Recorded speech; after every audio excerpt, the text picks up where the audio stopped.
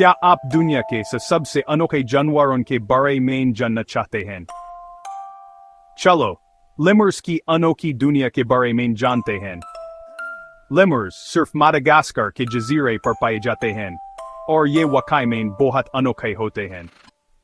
इन कमाल के जानवरों की कुछ हरकतें बहुत अनोखी होती हैं, जैसे कि स्टिंक फाइटिंग। जी हाँ, ये असल में अपनी बू को लारे के लिए इस्तेमाल करते हैं।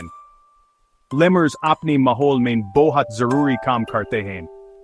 ये पौधों के फूल लगवाने और बीज इधर उधर फैलाने में मदद करते हैं, लेकिन उनके रहने की जगहें तेजी से खत्म हो रही हैं। जंगलों की कटाई और शिकार की वजह से लेमुर की बहुत सी किस्मों की नस्ल अब खतरे में है।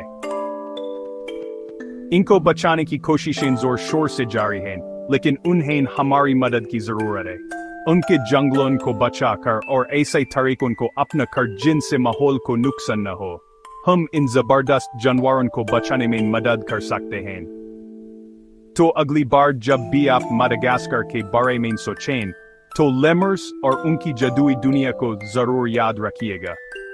चलो मिलकर काम करते हैं ताकि वो न सिर्फ जिंदा रहें, बल्कि खूब फलें फूलें